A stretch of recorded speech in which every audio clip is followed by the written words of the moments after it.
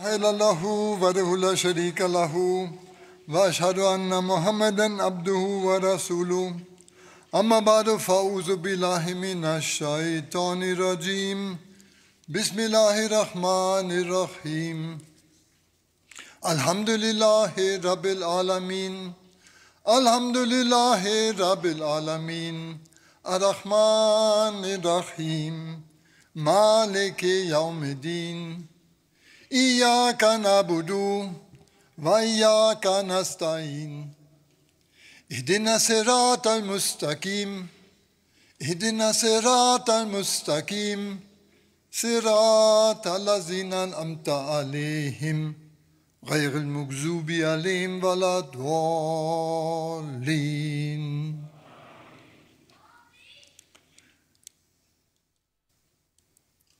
Geliebter সভাপতি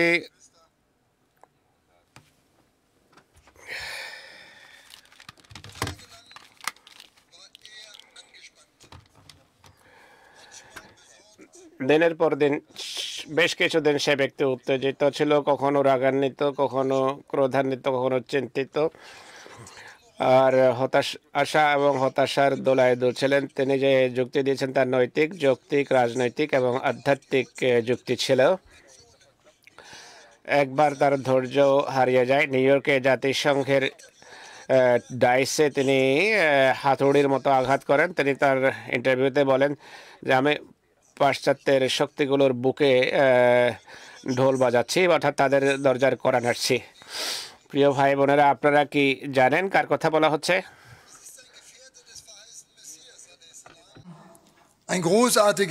তিনি হযরত মসিহ মওউদের একজন সাহাবী, একজন আইনবিদ, বিশ্ববিখ্যাত আইনবিদ এবং আন্তর্জাতিক বিভিন্ন প্রতিষ্ঠানের সভাপতি। আন্তর্জাতিক কূটনীতির জগৎ এই কথার এর সাক্ষ্য দেয়। দিনের বেলা তিনি ঔপনিবেশিকতার বিরুদ্ধে এবং আরব ইসলামী বিশ্বের স্বাধীনতার জন্য সংগ্রাম করতেন। রাতে আল্লাহর দরবারে দোয়া করতেন যে হে বিশ্ব প্রতিপালক, হে বিশ্বের পালনকর্তা, আমরা পাপাচারী, আমরা গুনাহগার, আমরা অবাধ্য, ভুল করি, কিন্তু আমরা যে তোমার বান্দা এবং তোমার প্রিয় রাসূল সাল্লাল্লাহু আলাইহি সাল্লামের প্রতি যে আমরা বিশ্বস্ত, আমাদের প্রতি দয়া করো। তিনি হলেন হযরত স্যার মোহাম্মদ জাফরুল্লাহ, যিনি এভাবে আল্লাহ তাআলার কাছে দোয়া করতেন। আমরা আহমদী মুসলিমদের জন্য তিনি একটি উজ্জ্বল আদর্শ। তিনি দেখিয়েছেন যে এই পৃথিবীর জাগতিক উন্নতি এবং আধ্যাত্মিক উন্নতি হাতে হাত মিলিয়ে চলতে পারে। যে কেউ তার মূল্যবোধ এবং নীতিতে অটল থাকতে পারে। পৃথিবী ফ্যাশন যাই হোক না কেন, জনসাধারণের কাছে কোন কথা বেশি জনপ্রিয়, মানুষের চাপ যতই বেশি হোক না কেন, মানুষ নীতির উপর প্রতিষ্ঠিত থাকতে পারে। সত্য এবং ইনসাফের জন্য মানুষ সবসময় দণ্ডায়মান হতে পারে বা দাঁড়াতে হবে। কেউ যদি মনে করে যে আন্তর্জাতিক রাজনীতি বড় নোংরা জিনিস, নোংরা খেলা, আর এটি সবসময় এমন ছিল, এটি আমরা জানি। স্যার জাফরুল্লাহ খান সাহেবের যুগে এমনই ছিল। তার বেশ কিছু সাথী এমন ছিল যাদের তিনি খুব সম্মান করতেন, যাদের মাঝে একজন লিয়াকত আলী খান, পাকিস্তানের প্রথম প্রধানমন্ত্রী, হ্যামারশোল্ড, যিনি জাতিসংঘের সেক্রেটারি জেনারেল ছিলেন, জন কেনেডি।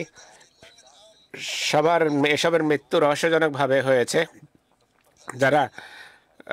যা পৃথিবীর তে অন্তর্নিহিত ষড়যন্ত্রের দিকে ইঙ্গিত করে। ফিলিস্তিন জাফরুল্লাহ খানের জন্য একটি এমন বিষয় ছিল যা তার কাছে খুবই মর্মস্পর্শী বিষয় ছিল।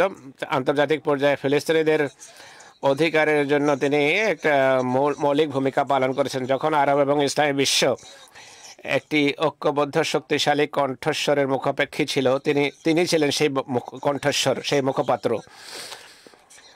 আমি যখন স্থানীয় জামাতগুলোতে যাই, আমি যুবকদের সাথে কথা বলি, তরুণীদের সাথে কথা বলি, আমি তাদের কাছে শুনি এবং অনুভব করি যে অন্যায়ের বিরুদ্ধে একটা প্রতিরোধ এবং প্রতিবাদ তাদের মাঝে দেখা যায়। আলহামদুলিল্লাহ, গাজায় এক গণহত্যা চলছে, আর ইসলামিক উম্মত এবং অমুসলিম শক্তির এটি খেলা সেখানে চলছে, যার ফলে এই সহিংসতা এবং এই ধ্বংসযজ্ঞ সেখানে বিস্তৃত রয়েছে। আর এখন সবাই এটি বুঝতে পেরেছে, কিন্তু আমাদের কিছু মানুষ কম জানে, খুব কম মানুষই জানে যে যে আমাদের ইতিহাস ফিলিস্তিনের ইতিহাসের সাথে ঘনিষ্ঠভাবে জড়িত। জাফরুল্লাহ খানই ছিলেন সেই ব্যক্তি যিনি সেই সেতু বন্ধন হিসাবে কাজ করেছেন, যিনি আহমদিয়া খেলাফত এবং ফিলিস্তিনদের অধিকারের বিষয়কে তিনি এক জায়গায় একত্র করে দিয়েছেন। একটি কথা আমি উল্লেখ করতে চাই, এটি বিশেষভাবে মায়েদের জন্য, যারা এই এখন আমার কথা শুনছেন।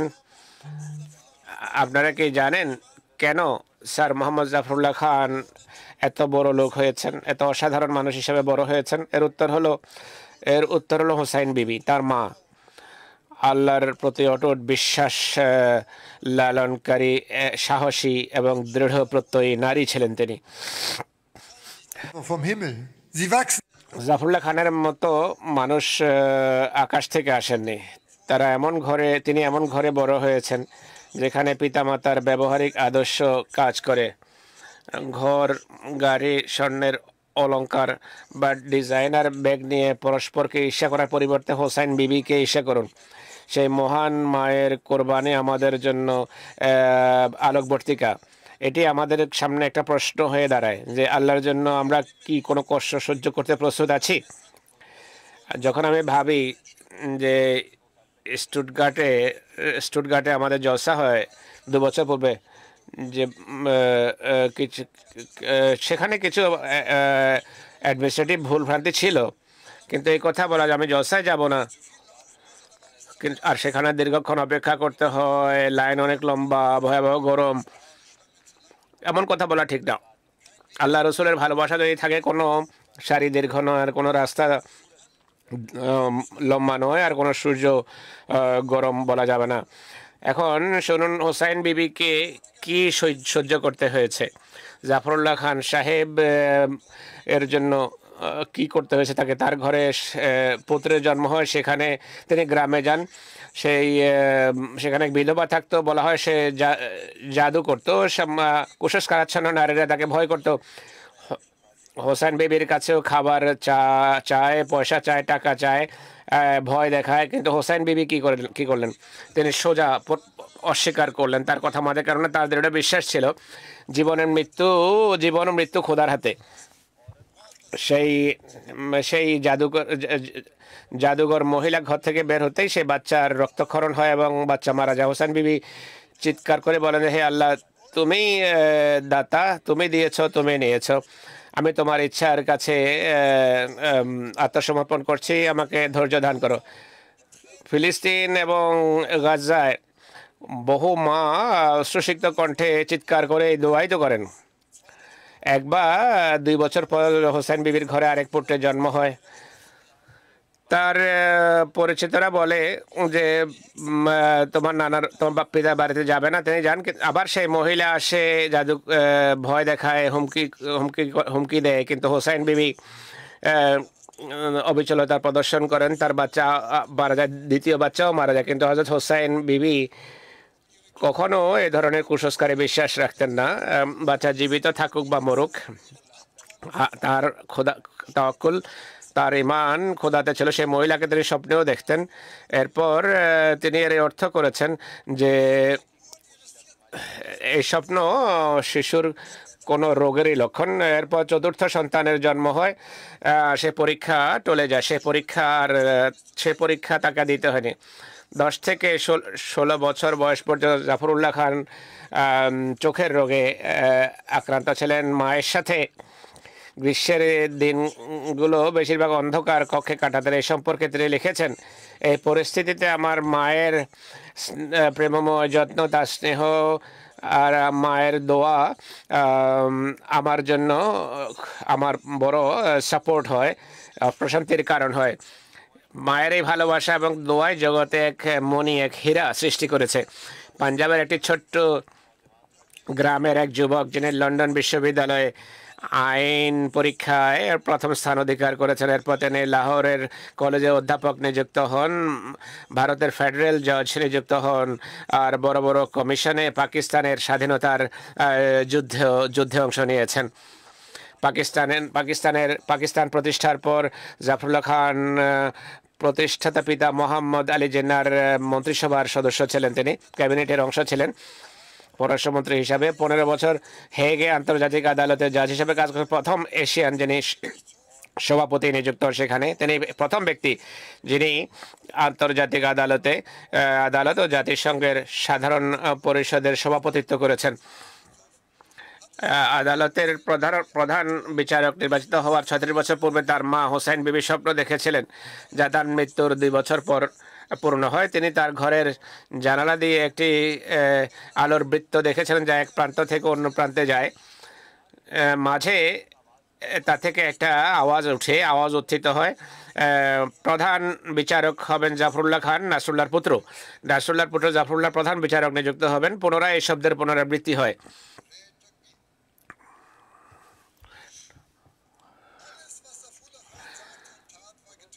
হযরত জাফরুল্লাহ খান যা কিছু বলতেন এবং করতেন তা ছিল আহমদিয়া মুসলিম জামাতের খেলাফতের অনুপ্রেরণার ফল এবং ফসল। আর এই কারণে তিনি অন্যদের উপরে প্রাধান্য পেয়েছেন, এই সম্মান লাভ করেছেন, এই জনপ্রিয়তা লাভ করেছেন। আমি 1978 সালে জাফরুল্লাহ খানের সাথে পরিচিত হলাম। আমার আহমদিয়ত গ্রহণের 2 বছর পর আমি হেদায়েতুল্লাহর সাথে লন্ডনের ফজল মসজিদে তার সাথে সাক্ষাৎ করে। তিনি সেখানে একটি ছোট্ট ঘরে থাকতেন, প্রায় একটি স্টুডিওর মতো ছিল। সেখানে একটা ছোট্ট কক্ষ বানানো হয়েছিল তার জন্য। সেখানে বসে তিনি অনুবাদের কাজ করতেন। প্রথম সাক্ষাতে অনুভব করেছিলাম তিনি একজন অত্যন্ত সূক্ষ্ম রুচি চিন্তাধারার অধিকারী মানুষ। প্রতিটি নড়াচড়া, প্রতিটি কথা সবকিছু ছিল তার সচেতন, নিয়ন্ত্রিত এবং মর্যাদাপূর্ণ। পরবর্তীতে স্পেনের বেসারাত মসজিদে তার সাথে দেখা হয়। রাবুয়া জসা সালানেও তার সাথে আমার সাক্ষাৎ হয় যখন তিনি খলিফাতুল মসির সাথে ছিলেন। দুঃখের বিষয় হলো আমি ততটা সাবালক ছিলাম না বা সচেতন ছিলাম না তাকে বোঝার জন্য, কিন্তু এক অসাধারণ প্রতাপ, তার প্রতিটি শব্দে একটা ওজন অনুভব করতাম। আমি নিজেকে সৌভাগ্যবান মনে করি যে মসিহ মওদের সাহাবীকে কাছে থেকে দেখার সুযোগ হয়েছে আমার। 1914 সালে আহমদিয়া মুসলিম জামাত একটি বড় পরীক্ষার সম্মুখীন হয়। একটা ছোট দল ছিল প্রভাবশালী লোকদের আর আলেমদের, যারা জামাতে আহমদিয়া থেকে পৃথক হয়ে যায়, বিচ্ছিন্ন হয়ে যায়। তারা বই পুস্তক সাথে নিয়ে যায় কাদিয়ান থেকে। খলিফা আউয়ালের মাত্র মৃত্যু হয় তখন। আর একই সাথে খলিফা সানি মির্জা বশিরউদ্দিন মাহমুদ আহমদ রাদিয়াল্লাহু তাআলা আনহুর বরকতময় যুগের সূচনা হয়। 4 মাস পরে প্রথম বিশ্বযুদ্ধ আরম্ভ হয়ে যায়। এই বৈশ্বিক সংকটের মাঝে দ্বিতীয় খলিফা, যিনি মাত্র 25 বছর বয়স্ক ছিলেন। বন্ধুগণ ভাবুন, বয়স কেবল 25 বছর। আহমদিয়া মুসলিম জামাতের এখানে যারা ডিউটি করছে তাদের বয়স এরকম 25ই হবে। তিনি একটি সুদৃঢ় আন্তর্জাতিক কাঠামো গড়ে তোলেন। এর উপর জামাতে আহমদিয়া প্রতিষ্ঠিত। আল্লাহ তার কাছে একটি পরিকল্পনা প্রকাশ করেছেন, যার মাধ্যমে জামাত বিশ্বের সব দেশে বিস্তৃত হওয়ার ছিল। আর পৃথিবীর কোনো শক্তি এটিকে বাধাগ্রস্ত করতে পারত না। প্রথম বিশ্বযুদ্ধের পর ওসমানী সাম্রাজ্যের পতন ঘটে। সেই সাম্রাজ্যের রাজত্ব ছিল ফিলিস্তিনে। তারা ফিলিস্তিন শাসন করত। ব্রিটেন এবং ফ্রান্স মধ্যপ্রাচ্যকে ভাগ করে নেয়। 1917 সালে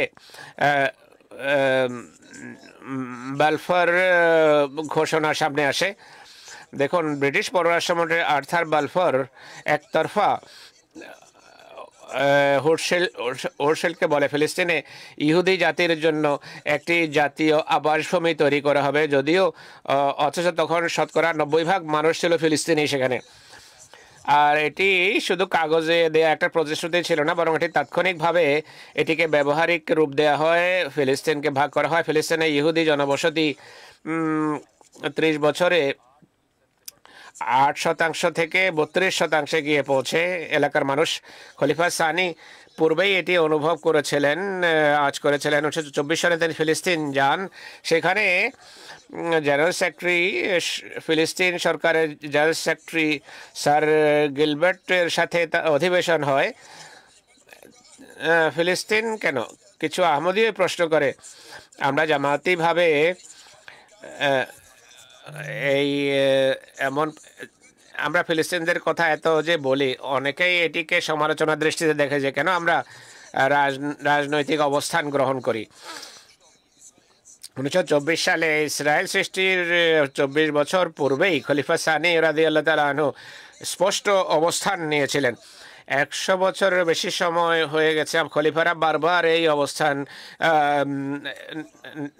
অবস্থানে আছেন। এর উত্তর আনোয়ারুল উলুমে আছে। খলিফা সানি রাদিয়াল্লাহু আনহু বই এটি। ফিলিস্তিন মক্কা মদিনার মতোই ইসলামের পবিত্র স্থানগুলোর অন্তর্ভুক্ত। আর এই স্থান ও এর ইতিহাস মুসলমান, ইহুদি, খ্রিস্টানদের সাথে সমান ভাগে পবিত্র। ইসলাম ভিত্তিহীন কোনো ধর্ম নয়, বরং ইব্রাহিমী শিক্ষার উপর ইসলাম প্রতিষ্ঠিত। আমাদের মুসলমানদের জন্য ফিলিস্তিন নবীদের দেশ। এখানে আল্লাহ রসুলদের সহস্র বছরের ইতিহাস রয়েছে। ইব্রাহিম, ইসহাক, ইয়াকুব, ইউসুফ, ইসমাইল, দাউদ, সুলেমান, ঈসা আলাইহিস সালাম, তাদের সবাই এখানে প্রেরিত হয়েছেন। না, শেষের দিকে আমাদের নেতা মুহাম্মদ সাল্লাল্লাহু আলাইহি সাল্লাম আবির্ভূত হয়েছেন। এটি মুসলমানদের প্রথম কিবলা। আর এখানে হযরত ওমর ফারুক রাদিয়াল্লাহু তাআলা আনহু দ্বিতীয় খলিফা এই এলাকা জয়ের পর সেখানে নামাজ পড়েছিলেন। 1893 সালে হযরত মসিহ মাউদ আলাইহিস সালাতু ওয়াস সালাম একটি রইয়া দেখেন। তিনি বলেন, আমি দেখলাম এক পাশে খানা কাবা আর অপর দিকে জেরুসালেমে বাইতুল মুকদ্দাস, আর আমি দুইয়ের মাঝে দাঁড়িয়ে আছি। আমরা জেরুসালেমকে সম্মান করি, নিঃসন্দেহে এটাকে মূল্যায়ন করি, কিন্তু আমাদের স্মরণ রাখতে হবে আহমদীদের আজকের জেরুসালেম আমাদের জন্য কাদিয়ান। এটি সেই স্থান যেখানে আল্লাহর ধর্ম নতুন জীবন পেয়েছে, আর যেখানে প্রকৃত মসজিদে এখানে আমাদের মসজিদে আকসা রয়েছে। আমাদের বিরোধী সেই মোল্লা যারা এক যুগে হজরত ঈসা আলাইহিস সালামের বিরোধী ছিল। হজরত মসিহ মাউদ আলাইহিস সালাম রুহানি খাজাইনে অনেক জায়গায় এটি বর্ণনা করেছেন যে আজকে আমরাই হলাম বনি ইসরায়েল। আমাদেরকে খোদার কৃপার যোগ্য হতে হবে, তার সন্তুষ্টি অর্জন করতে হবে। আমরা যদি এমনটি করি তাহলে আমরা সেই ভূমির উত্তরাধিকারী হতে পারবো ইনশাআল্লাহ, যদি আমরা আল্লাহর নেক বান্দা হই। মোহাম্মদ মুস্তাফা, গোলাম আহমদ কি, গোলাম আহমদ কি, নারায়ে তাকবীর। Zindabad. Wir halten. আমরা বাজে বিশ্বাস এবং কাল্পনিক বিষয়ে বিশ্বাস করে না, যা আজকের খ্রিস্টান এবং ইহুদির ধারণা যে হযরত ঈসা বা এলিয়াস আকাশ থেকে উড়ে আসবেন। এই ধরনের বিশ্বাস আমরা লালন করি না। আমরা বিশ্বাস রাখি না তারা অবিশ্বাসীদের হত্যা করবে আর একটা আন্তর্জাতিক রাজনৈতিক শাসন ব্যবস্থা প্রতিষ্ঠা করবে, এমন নয়। আমরা এটিকে এমন ধারণাকে শয়তানি ধারণা মনে করি। এগুলো এই ধরনের এটি সেই ফর্মুলা যা আজকে যুদ্ধে রূপ নিয়েছে। এই কারণেই দ্বিতীয় খলিফা সানি রাদিয়াল্লাহু তাআলা আনহু মসিহ মাউদের প্রতিনিধি হিসেবে 1924 সালে ফিলিস্তিন সফর থেকে ফিরে এসে তিনি তাকিদপূর্ণ নসিহত করেন। তাতে ন্যায়, বিচার, শান্তি এবং ধর্মসমূহের সহাবস্থানের উপর জোর দেন। অর্থাৎ ন্যায়সঙ্গত দ্বিজাতিক রাষ্ট্র, এক জাতি বিশিষ্ট রাষ্ট্র আমাদের প্রতিষ্ঠিত করবে। আজকে নেতানিয়াহুর কথা যদি শোনেন, সে শেখের কথা বলে যা পূর্বে সে অস্বীকার করতো। সে বলে আমরা গাজা দখল করব, আমরা পশ্চিম তীর দখল করব। সম্প্রতি পরিষ্কারভাবে সে ঘোষণা করে যে আমরা বৃহত্তর ইসরায়েল প্রতিষ্ঠা করব, যাতে জর্ডান, লেবানন, সিরিয়া, মিশর, এমনকি সৌদি আরবের কিছু অংশ এতে অন্তর্ভুক্ত থাকবে। 1924 সালে দ্বিতীয় খলিফা ফিলিস্তিনের অবস্থা গভীর দৃষ্টিতে পর্যবেক্ষণ করেন। সেখানে তিনি বড় বড় লোকদের সাথে, রাজনীতিবিদদের সাথে কথা বলেন। সেই বছর আহমদিয়া জামাত হাইফায় নিজেদের মিশন প্রতিষ্ঠা করে। সেখানে একটি মসজিদ প্রতিষ্ঠিত হয়, যা আজও ইসরায়েলে রয়েছে। ইসরায়েলি জায়গায় আমাদের মিশন রয়েছে। আর প্রতিবেশীদের সাথে আমরা শান্তিপূর্ণ সম্পর্ক রাখি। সেই যুগে খলিফা সানি জায়নি সমস্যা সম্পর্কে সতর্ক করছেন। তিনি বলেছেন, তোমাদের জমি বিক্রি করবে না, অর্থের প্রলোভনে ভুলো না। তিনি ইউরোপ ও যুক্তরাষ্ট্রের ধনী লোকদেরকে দেখেন, তারা ফিলিস্তিনে জমি ক্রয় করছে, সেখানে বিনিয়োগ করছে, বাড়িঘর নির্মাণ করছে, ক্ষেত কারখানা খামার গড়ে তুলছে। সব সেখানে যেসব ইহুদি স্থানান্তরিত হচ্ছে, তারা যেন কাজ খুঁজে পায়। আমরা জানি প্রথমে এসেছিল সামুদ্রিক জাহাজ, বৈধ অবৈধ অভিবাসন হয়, এরপর বিভিন্ন অস্ত্রশস্ত্র সেখানে পৌঁছে অস্ত্রাগার গড়ে তোলা হয়। আরব এবং ব্রিটিশদের বিরুদ্ধে সেখানে তারা হামলা চালাতো। জায়নবাদীরা লন্ডন এবং ওয়াশিংটনে তাদের লবিং করতে থাকে। এরপর তারা সেখানে নিজেদের প্রতিষ্ঠান গড়ে, স্কুল, হাসপাতাল এবং বিভিন্ন প্রতিষ্ঠান গড়ে তোলে। অর্থাৎ তারা রাষ্ট্রের মাঝে একটা ইহুদিরা পৃথক রাষ্ট্র গড়ে তোলে। এইসবই ঘটেছিল নাকাবার পূর্বে। নাকাবা অধীনে 7.5 লক্ষ ফিলিস্তিনিদের স্বদেশ থেকে বের করা হয়, তাদের উপর অত্যাচার করা হয়, নির্যাতন করা হয়, হত্যা করা হয়। 1930-এর দশকে খলিফা সানি রাদিয়াল্লাহু আনহু তাফসিরে কবির লিখেছেন, কোরআনের ব্যাখ্যা তিনি তাফসির লিখেছেন। সেখানে তিনি তাফসিরে কবির আয়াতের ব্যাখ্যা করেছেন। আয়াতটি হলো, নিশ্চয় আমরা জবুরে কাতাবনা ফি জবুরে বাদা যিকরে ইন্নাল আরদা ইয়ারিসুহা ইবাদিয়া সালিহিন তাফসির লিখেছেন এই আয়াতের। তিনি বলেন, যদি ইসরায়েলের পবিত্র ভূমিতে সাময়িক প্রাধান্য পেলেও আল্লাহর প্রতিশ্রুতি অটুট থাকবে যে আল্লাহর নেক বান্দারা এই ভূমির উত্তরাধিকারী হবে। মুসলমানরা ইবাদতের দুর্বলতা দেখালে ইসরায়েলিরা জয়যুক্ত হবে, কিন্তু মুসলমান যারা ফিরে আসবে এবং তারাই অবশেষে জয়যুক্ত হবে। তিনি বলেন, মহানবী সাল্লাল্লাহু আলাইহি ওয়াসাল্লামের রহমতুল্লিল আলামিন প্রমাণিত হওয়া এটা একটি স্থায়ী বৈশিষ্ট্য। হযরত মুহাম্মদ রাসূলুল্লাহর লক্ষাধিক ইহুদি ফিলিস্তিনে অভিবাসন গ্রহণ করে। জমির দাম বেড়ে যায়। স্থানীয় আরবরা নিজেদের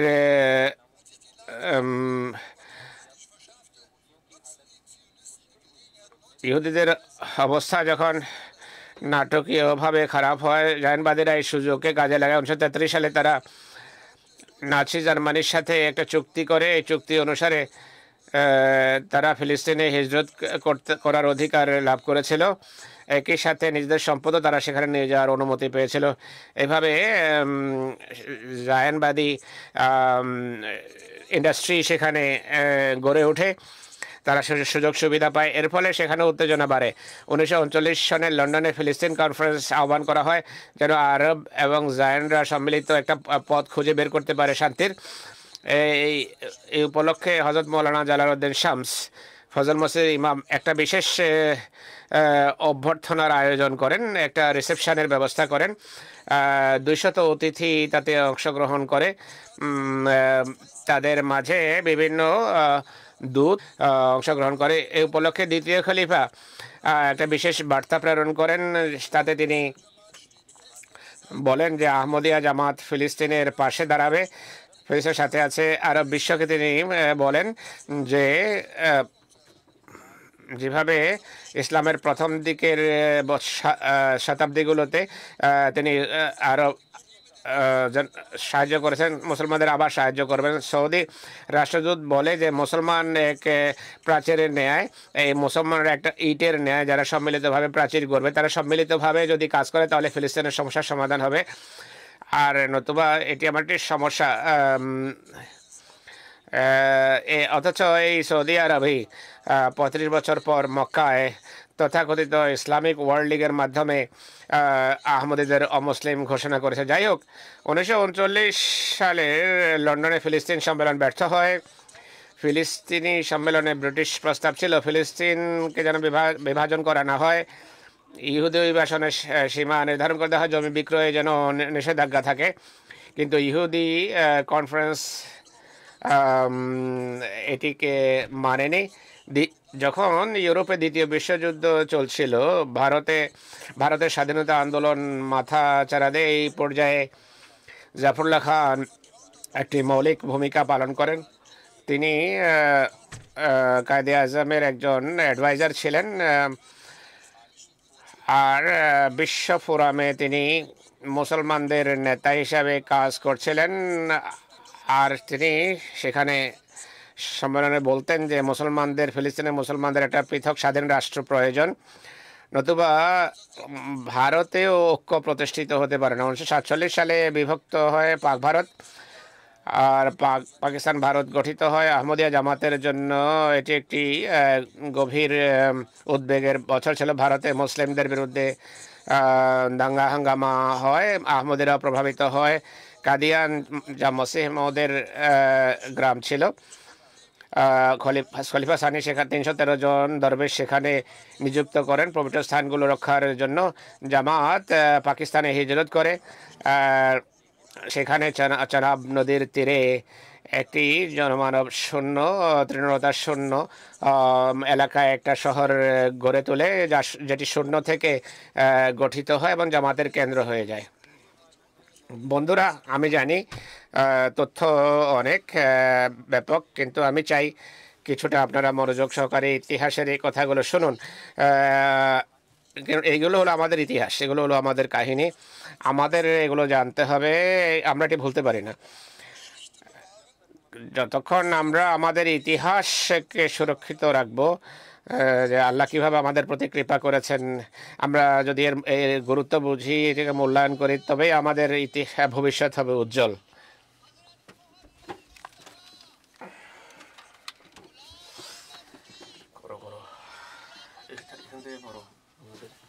खिलाफत अहमदिया, नाराए तकबीर। 1947 1947 সালে পাকিস্তানের প্রথম সরকার প্রতিষ্ঠিত হয় কায়েদে আজমের নেতৃত্বে, প্রধানমন্ত্রী লিয়াকত আলী খানের অধীনে, এবং জাফরুল্লাহ খান সাহেব প্রথম পররাষ্ট্রমন্ত্রী হন। পাকিস্তান সেই যুগে, এখন তো এটা রূপকথার মতো শোনায়, তখন সার্বভৌম রাষ্ট্র ছিল এবং আশ্চর্যজনকভাবে স্থিতিশীল ছিল। কৃষি উৎপাদনে উদ্বৃত্ত ছিল, প্রশাসন কাজ করত এবং দেশের বৈদেশিক মুদ্রাও স্বর্ণ মজুদ ছিল। এমনকি প্রতিবেশী দেশগুলোকে ছোট ছোট ঋণও দেওয়া সম্ভব ছিল তখন। তরুণ দেশটি আত্মবিশ্বাসের সাথে এগিয়ে চলেছিল, নিজস্ব মুদ্রা ছিল, নিজস্ব সেনাবাহিনী ছিল এবং বিশ্বমঞ্চে সক্রিয়ভাবে স্থানের সন্ধান ছিল। স্যার জাফরুল্লাহ খান সাহেব একটি সাক্ষাৎকারে বলেছিলেন যে পাকিস্তান কঠোরভাবে জোট নিরপেক্ষ থাকতে চায়, দেশটি আন্তর্জাতিকভাবে বন্ধুত্বপূর্ণ ও শান্তিপূর্ণ আচরণ করবে, চুক্তি ও সমঝোতা সম্পাদন করবে, কিন্তু বিদেশি শক্তিদের কোনো সামরিক ঘাঁটির অনুমতি দেবে না, আর এবং নিজেকে কারো অধীনস্থ বানাতে চায় না। আর ঠিক এই মনোভাবই জাফরুল্লাহ খানকে জাতিসংঘের শান্তি ও ন্যায় বিচারের আদর্শ মুখপাত্র বানিয়েছিল। এখন অসংখ্য মিডিয়া রিপোর্ট এবং পররাষ্ট্র প্রধানদের গণনা করার সময় নয় যারা জাফরুল্লাহ খানের অবদানের প্রশংসা করেছেন, কিন্তু একটি বিষয় আমাদের বুঝতে হবে যে এই ভূমিকা নিতে অবশ্যই একজন আহমদি মুসলিম, এই ভূমিকা একজন আহমদি মুসলিমই নিতে পারতো, আর কে হতে পারতো? এটাই ইসলাম আহমদিয়াতে নিহিত সেই শক্তি যা মানুষকে রূপান্তরিত করে দেয়। একমাত্র এই উপায়ে মহানবী সাল্লাল্লাহু আলাইহি ওয়াসাল্লাম আধ্যাত্মিকভাবে অন্ধদের দৃষ্টিশক্তি দিয়েছেন এবং আধ্যাত্মিকভাবে মৃতদের নতুন জীবন দান করেছেন। একমাত্র এভাবেই যিশু আলাইহিস সালাম পৃথিবীতে স্বর্গের রাজত্ব প্রতিষ্ঠা করতে চেয়েছিলেন, আর একই উপায়ে হযরত বুধ আলাইহিস সালাম মানুষকে আলোক প্রাপ্তির দিকে পরিচালিত করতে এবং তাদের দুঃখ থেকে মুক্তি দিতে চেয়েছিলেন। এভাবে এবং কেবল এভাবেই প্রতিশ্রুত মসিহ হযরত মির্জা গোলাম আহমদ কাদিয়ানী আলাইহিস সালাম নতুন আকাশ ও নতুন পৃথিবীর প্রতিশ্রুতি চিরস্থায়ী শান্তিতে পূর্ণ করতে চেয়েছিলেন। তারা সবাই এটা পূর্ণ করেছেন যাতে আমরা এর অংশীদার হতে পারি।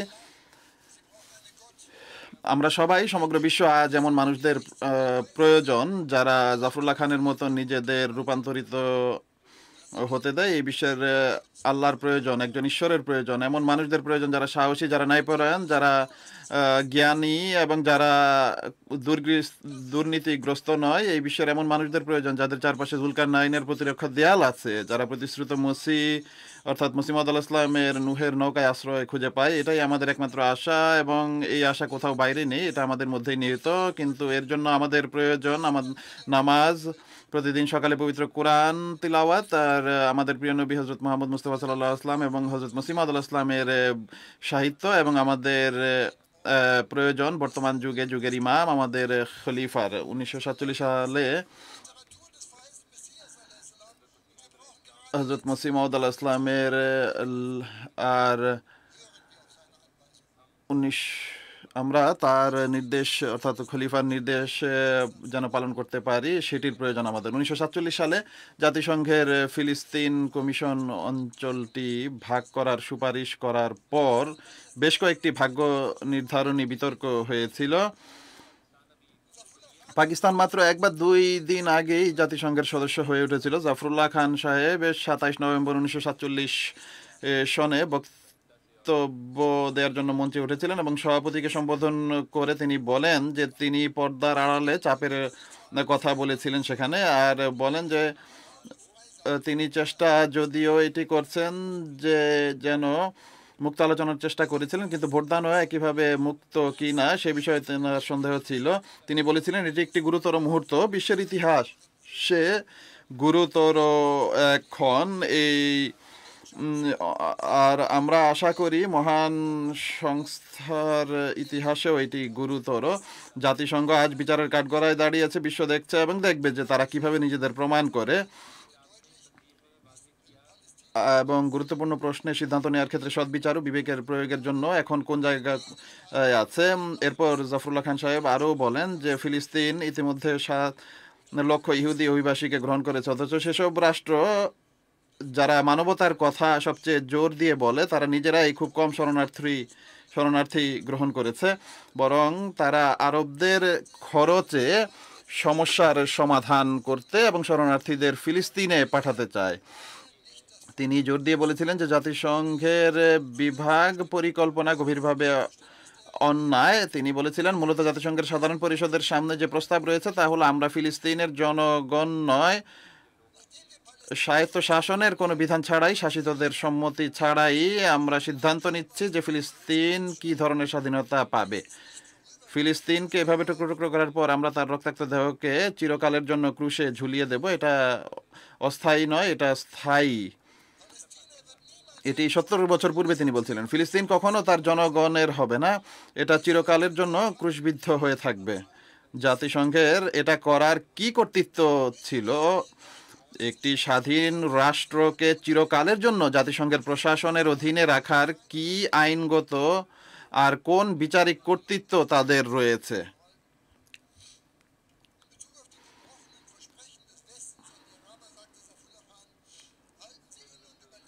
এরপর হযরত জাফরুল্লাহ খান সাহেব বলেছিলেন যে থামুন এবং ভাবুন, আবারও কি কখনো প্রতিশ্রুতিতে, বিশেষত পশ্চিমা ব্যক্তিবর্গের বা শক্তিদের প্রতিশ্রুতিতে আস্থা রাখা হবে? আমি আপনাদের অনুরোধ করছি এইসব দেশে আপনাদের সুনাম ও মর্যাদা নষ্ট করবেন না। জাতিসংঘ বিভাগ পরিকল্পনায় ভোট দেওয়ার আগেই দ্বিতীয় খলিফা জোরালোভাবে তার কণ্ঠস্বর তুলে ধরেছিলেন। আর বিশ্বব্যাপকভাবে বিতরণ করা এক লেখায় তিনি মুসলমানদের সতর্ক করেছিলেন যেন তারা সরলভাবে বিশ্বাস না করে যে পশ্চিম তাদের শত্রু এবং পূর্ব তাদের বন্ধু, বা এর উল্টো। তিনি সাবধান করেছিলেন যুক্তরাষ্ট্র ও সোভিয়েত ইউনিয়ন কেউই মুসলমানদের বন্ধু নয়, উভয়েই তাদের বিরুদ্ধে ষড়যন্ত্র করছে।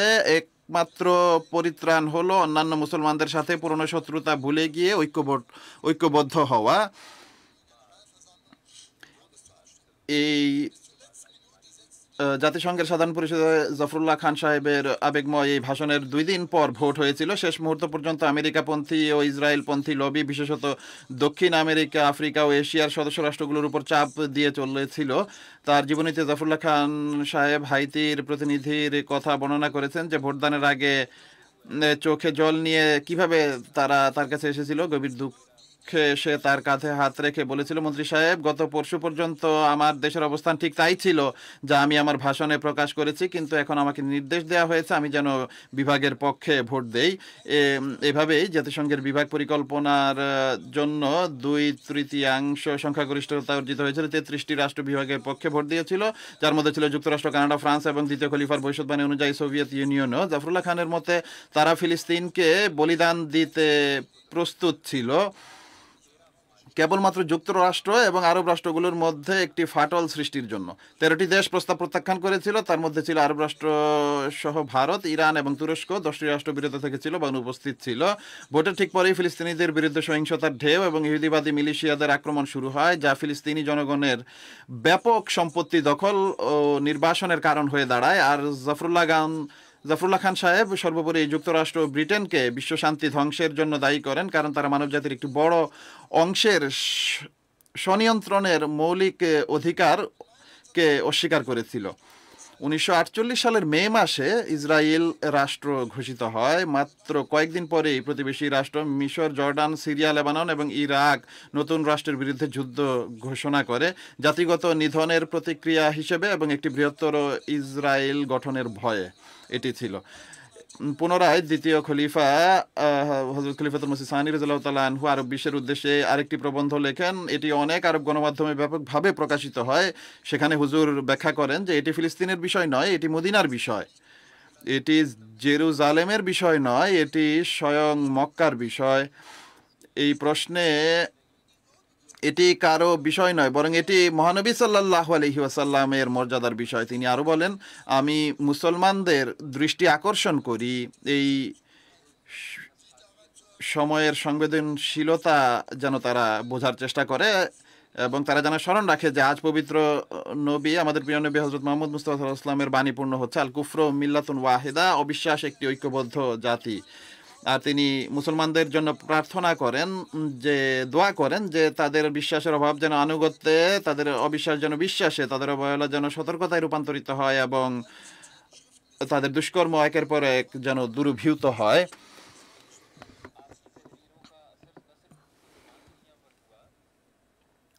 তার এই লেখার প্রভাব শুধু মুসলমান বিশ্বেই হয়নি, বরং পশ্চিমা বিশ্বেও ব্যাপক প্রভাব ফেলে। খলিফা রাবে রহমাল্লাহ 1985 সালের মার্চে এক জুমুয়ার খুতবায় একটি উল্লেখযোগ্য ঘটনার কথা স্মরণ করিয়ে দেন, যে ইরাকি সাংবাদিক আলী আল খাইয়াত আফন্দি রিপোর্ট করেছিলেন যে 1948 সালে বিদেশি শক্তিগুলো তাকে, অর্থাৎ আহমদীদের প্রকাশ্যে যেন কাফের বলে গালি দেয়। একজন পশ্চিমা কূটনীতিক তাকে আমন্ত্রণ জানান, তার প্রশংসা করেন এবং তারপর সম্পূর্ণ খোলাখুলিভাবে তাকে তার পত্রিকায় আহমদিয়া মুসলিম জামায়াতকে আক্রমণ করতে বলেন। কেন? কারণ দ্বিতীয় খলিফার প্রবন্ধগুলো ওই ঔপনিবেশিক ও ইহুদিবাদী পরিকল্পনাগুলো উন্মোচন করেছিল এবং মুসলমানদের ঐক্যের জন্য জোরালো আহ্বান জানিয়েছিল। আফান্দি স্পষ্ট করেছিলেন মুসলমানদের ঐক্য রোধ করতে চাওয়া হয়েছিল। 1948 সালের সেপ্টেম্বরে ইসরায়েল রাষ্ট্র প্রতিষ্ঠার 4 মাস পর জাফরুল্লাহ খান সাহেব আবার জাতিসংঘের সামনে দাঁড়িয়ে বলেছিলেন, আমি এখানে একটি গুরুতর সতর্কবাণী উচ্চারণ করতে চাই। ফিলিস্তিনে একটি ইসরায়েল রাষ্ট্র প্রতিষ্ঠার অর্থ আর কিছুই নয়, মধ্যপ্রাচ্যের রাজনৈতিক দেহে একটি ক্ষত প্রবেশ করানো। এই ক্ষত একদিন হয় শল্য চিকিৎসার মাধ্যমে অপসারণ করতে হবে, অথবা এটি কেবল মধ্যপ্রাচ্যের নয়, বরং তার বাইরের বিস্তৃত অঞ্চলের সংস্কৃতি, অর্থনৈতিক নিরাপত্তা এবং রাজনীতিকে বিষাক্ত করবে। আর ঠিক এটাই আমরা এই সংঘাতের দশকের পর দশক ধরে প্রত্যক্ষ করছি। কিন্তু প্রায় 700 দিন ধরে আমরা প্রতিদিন আরও নিষ্ঠুর, আরও মাত্রাতিরিক্তভাবে এটি অনুভব করছি। ন্যায় বিচার ছাড়া শান্তি নেই। আমাদের চোখ কি না দেখেছে যা সহ্য করা কঠিন। জনসমুদ্র যারা এক জায়গা থেকে অন্য জায়গায় যাচ্ছে, বোমা ফেলা হচ্ছে, একটি শিশু যে ধ্বংসস্তূপে বিদ্ধ হয়েছে, একটি ছোট্ট মেয়ে যে আগুনের মধ্যে মরিয়া হয়ে পালানোর পথ খুঁজছে, একটি ছোট ছেলে যে খালি পাত্র নিয়ে এক টুকরো রুটির জন্য অনুনয় করে বেড়াচ্ছে, একজন যুবক যে পড়ে আসা সহায়তার কারণে মৃত্যুবরণ করে, একজন তরুণী যে ধ্বংসস্তূপের নিচে তার সন্তানদের জন্য চিৎকার করছে, একজন বৃদ্ধ লোক যে তার আত্মীয়দের মৃতদেহ পাশে ক্লান্ত হয়ে ভেঙে পড়েছে, একজন মা যে তার সন্তানের নিষ্প্রাণ দেহ বুকে জড়িয়ে ধরে আছে কারণ সে তার মৃত্যু মানতে পারছে না, একজন চিৎকারকারী বাবা যার ছেলের মাথায় গুলি লেগে মাটিতে লুটিয়ে পড়েছে। এসব দেখে মানুষ প্রশ্ন করে, তারা কি দেখে না? তারা কি অনুভব করে না? তারা কিভাবে নিজেদের সঠিক মনে করে? আল্লাহর পবিত্র কোরআনে 2য় সূরায় যেভাবে আল্লাহ তাআলা বলেছেন, আল্লাহ তাআলা তাদের অন্তর ও কানে মোহর মেরে দিয়েছেন, আর তাদের চোখের উপর আবরণ রয়েছে, তাদের অন্তরে রোগ রয়েছে, এবং আল্লাহ তাআলা তাদের রোগ বৃদ্ধি করেছেন। এবং যখন তাদের বলা হয় পৃথিবীতে শান্তি সৃষ্টি করো না, তারা উত্তর দেয় যে আমরা তো কেবল শান্তির প্রবর্তক। কিন্তু মুসলমানদের আল্লাহ তাআলা বলেন যে ধৈর্য ও নামাজের মাধ্যমে সাহায্য প্রার্থনা করো। এটা অবশ্যই কঠিন, কিন্তু যারা বিনীত তাদের জন্য নয়, যারা নিশ্চিত জানে যে তারা তাদের প্রভুর সাক্ষাৎ করবে এবং তার কাছেই তারা ফিরে যাবে। আমি যখন কথা বলছি তখনও বোমা পড়ছে, পুরো পরিবার নিশ্চিহ্ন হয়ে যাচ্ছে, সাহায্যের সরবরাহ অবরুদ্ধ করা হচ্ছে, ঘরবাড়ি ভেঙে ফেলা হচ্ছে, অবৈধ বসতি বাড়ছে, চরমপন্থীরা ক্ষমতার কেন্দ্রে বসে আছে। তারা তাদের উন্মাদনায় প্রকাশ্যে জেরুজালেমের পবিত্র মসজিদ ধ্বংস করে তার জায়গায় তথাকথিত 3য় মন্দির নির্মাণের কথা বলছে। প্রায় 16,000 ঘন্টা ধরে গাজায় বোমাবর্ষণ হয়েছে। 1 লক্ষেরও বেশি টন বোমা নিক্ষেপ করা হয়েছে, 70,000-এর বেশি মৃত, 1.5 লক্ষ আহত। গাজার 90% বেশি মানুষ নিহত, আহত বা বন্দী হয়ে আছে। 95% দারিদ্র্য সীমার নিচে বাস করছে। প্রায় পুরো জনসংখ্যা উদ্বাস্তু, সবাই ক্ষুধা ও পানির অভাবে ভুগছে। ওষুধের কোনো সংস্থান নেই। 20,000-এর বেশি নিহত হয়েছে, 40,000-এর বেশি এতিম হয়েছে। হুজুর জোর দিয়ে বলেন যে প্রকৃত ন্যায় বিচারের জন্য সব পরিস্থিতি তুলে ধরা প্রয়োজন। এটি আমাদের কাজ। বিশ্ব নিজেই বিচার করুক কে নিপীড়ক আর কে নিপীড়িত, এই যুদ্ধ কতটুকু ন্যায্য এবং কোন পর্যায়ে গিয়ে এটি বন্ধ হওয়া উচিত। সমগ্র বিশ্বের সামনে প্রকৃত অবস্থা তুলে ধরতে হবে, শুধুমাত্র একতরফা বর্ণনা উপস্থাপনার পরিবর্তে। এরপর হুজুর আরো বলেন যে বিশেষভাবে তাদের জন্য এটি গুরুত্বপূর্ণ যারা প্রশ্ন করেন কেন আমাদের মনোযোগ এত বেশি ফিলিস্তিনের প্রতি, যদিও আমরা এই পৃথিবীর সব মানুষের জন্য সমানভাবে শান্তি কামনা করি। তখন হুজুর বলেন যে আমাদের হৃদয়ে গভীর ব্যথা থাকা উচিত যে মুসলমানরা তাদের কষ্ট থেকে যেন মুক্তি পায়। আমরা সেই মসিহে মাউদকে বিশ্বাস করি যিনি আমাদের বিরুদ্ধে বিরোধিতা সত্ত্বেও একটি ফার্সি ছন্দে বা পংক্তিতে বলেছিলেন যে হে আমার হৃদয় তাদের প্রতি দয়ালু হও, কারণ তারা আমাদের নবী সাল্লাল্লাহু আলাইহি ওয়াসাল্লামের প্রতি ভালোবাসার দাবি করে। তাই ইসলামের পবিত্র নবী মহানবী সাল্লাল্লাহু আলাইহি ওয়াসাল্লামের প্রতি আমাদের ভালোবাসা এই দাবি করে যে আমরা যেন মুসলমানদের জন্য আন্তরিকভাবে দোয়া করি, আল্লাহ তাআলা যেন আমাদের এর ক্ষমতা দান করেন এবং মুসলমানদেরও, এবং তিনি যেন বিশ্বকেও প্রজ্ঞা দান করেন। আমরা যখন কথা বলছি বিশ্ব সমাজ নীরব থাকছে, তারপর কিছু একটা বলে আবার নীরব হয়ে যায়, খাবার ও অস্ত্র সরবরাহ করে, তারপর আবার করে না, আবার করে, কখনো কিছু অগ্রগতির আশা করা যায়, আবার স্থবিরতা ছেয়ে যায়। আন্তর্জাতিক সংস্থাগুলো ব্যর্থ হচ্ছে অথবা ইচ্ছাকৃতভাবে নিষ্ক্রিয় করা হচ্ছে তাদেরকে। বিশ্বের সর্বোচ্চ আদালতের বিরুদ্ধে যা ন্যায় বিচার প্রতিষ্ঠার একমাত্র উপায়, মহাশক্তিগুলোর একটি গোপন যুদ্ধ চলছে। আন্তর্জাতিক অপরাধ আদালতের শীর্ষে আজ একজন আহমদি বসে আছেন, প্রধান প্রসিকিউটর করিম খান সাহেব। তার পরামর্শদাতা ছিলেন আর কেউ নন, স্যার জাফরুল্লাহ খান সাহেব। প্রায় 1 বছর পূর্বে আমি তার সাথে হেগে দেখা করেছিলাম।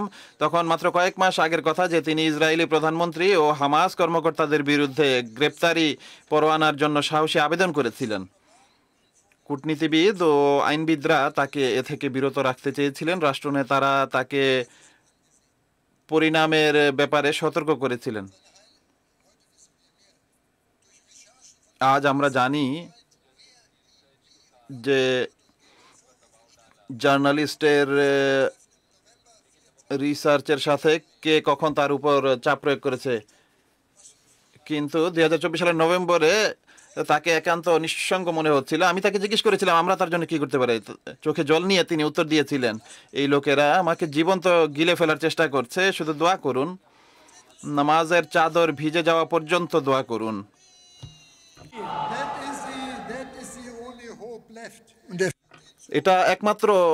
এটাই একমাত্র আশা যা বাকি আছে। এবং তিনি যোগ করেছিলেন যে তারা খোদার ভূমিকা পালন করার চেষ্টা করছে এবং তারা চায় আমি তাদের সামনে যেন মাথা নত করি, কিন্তু আমি তা কখনো করব না। এরপর আমরা তার অফিসে জোহরের নামাজ পড়ি, আর আপনারা কল্পনা করতে পারেন সেই সময় আমাদের হৃদয়ের অবস্থা কি ছিল। হযরত আমির আল মুমিনিন জিন্দাবাদ। হযরত খলিফাতুল মসিহ আল খামিস Und deswegen- নারে তাকবীর। Und deshalb bitte ich Sie auch তাই আমি আজ আপনাদেরও অনুরোধ করব, আমাদের ভাই করিম খানের জন্য আপনারাও দোয়া করুন, তার সবার দোয়ার প্রয়োজন রয়েছে। আমি বুঝতে পারছি যে সময় কিছুটা বেশি নিয়েছি। আপনারা আমাদের অধিবেশন প্রদর্শনীগুলো দেখবেন, হিউম্যানিটি ফার্স্টের প্রদর্শনীও দেখবেন, অন্যান্য প্রদর্শনীও দেখবেন। জার্মান জামাত অনেক কিছু করার চেষ্টা করছে। আমরা শহরে যাই এবং বিভিন্ন শহরে যাই এবং সেখানে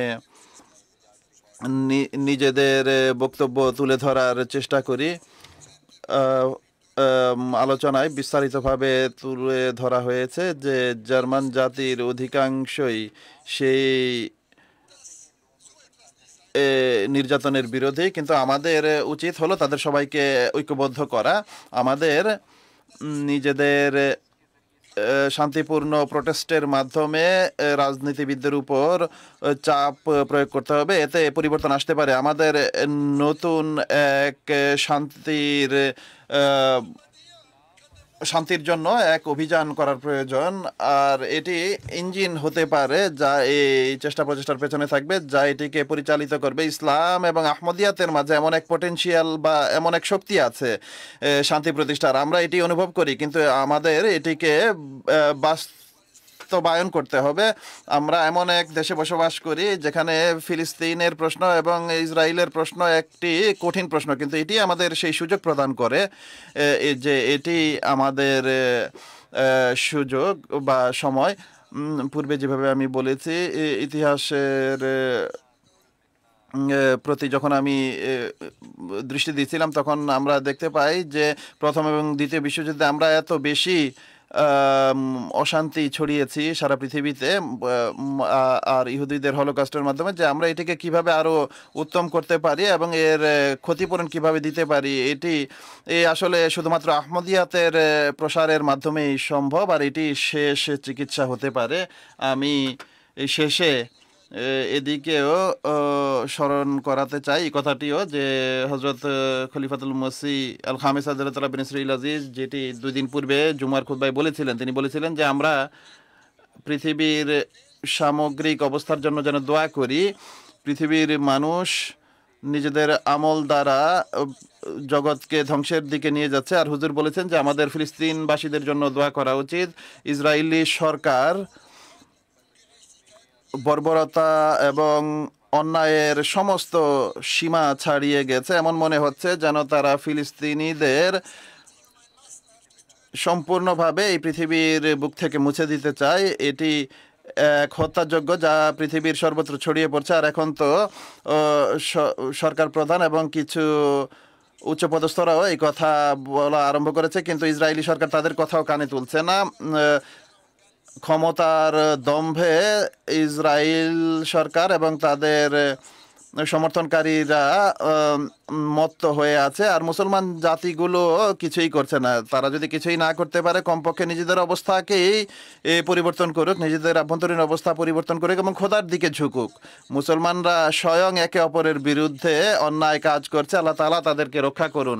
হুজুর বলেন যে মুসলমানদের জন্য এটি আবশ্যক যে যেখানেই অন্যায় হচ্ছে সেখানেই নিজের আওয়াজ উচ্চকিত করা এবং দোয়া করা। খোদা তাআলা আমাদের সেই তৌফিক দিন। আল্লাহ তাআলা কমপক্ষে আপনাদেরও এই তৌফিক দিন যেন এখন সিজ ফায়ার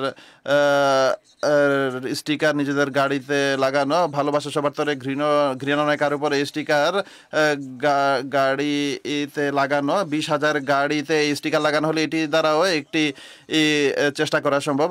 সবশেষে আমি 1947 সনে ফিলিস্তিনের জন্য বক্তৃতায় যে কথা বলেছিলেন সেটি দিয়ে শেষ করব। ইউএনের সামনে তিনি এই বক্তৃতা করেছিলেন। তিনি বলেন যে, হে আল্লাহ, যিনি সব হৃদয় পরিচালনা করেন এবং তাদের অন্তর্নিহিত চিন্তা ও উদ্দেশ্যও জানেন, যিনি একাই সব মানবিক কর্মের প্রকৃত মূল্য ও পরিণাম নিরূপণ করতে পারেন, তিনি যেন তার অনুগ্রহ ও দয়ায় আমাদের বিচারকে এবং সিদ্ধান্তকে এমনভাবে পরিচালিত করেন যাতে আমরা যা সিদ্ধান্ত নেই তা শান্তি, সমৃদ্ধি এবং তার সকল সৃষ্টির ইহুদি, আরব ও ইহুদি ও ইহুদি সবার কল্যাণে কাজ করে এবং চিরকালের জন্য তার মহিমা বৃদ্ধি করে। আমিন। আমি ক্ষমা চাচ্ছি, কিছুটা দীর্ঘ বক্তৃতা ছিল, কিন্তু আমার মনে হয় এটি আবশ্যক ছিল যেন এটি প্রকাশ পায় যে আমাদের চেষ্টাও ফিলিস্তিনের জন্য কতটা আবশ্যক বা জরুরি। আর এমন মনে হয় যে এখন গত কয়েক বছরে এখন অবস্থা আরও স্পর্শকাতর হয়ে উঠছে। আর হুজুর বারবার আমাদের এদিকে দৃষ্টি আকর্ষণ করেছেন এবং সতর্ক করেছেন যে কি হতে পারে এবং কি হতে যাচ্ছে। আর এখন আমরা সুস্পষ্টভাবে তা দেখতে পাচ্ছি। এখন আমাদের উপর এই দায়িত্ব, আমরা যেন আমাদের সবার ভূমিকা এই ক্ষেত্রে রাখার তৌফিক লাভ করতে পারি। এখন আরামে বসে থাকার সুযোগ নেই। আমাদের শান্তির জন্য যুদ্ধের প্রস্তুতি নিতে হবে, শান্তির যুদ্ধ। मुस्तफा गुलाम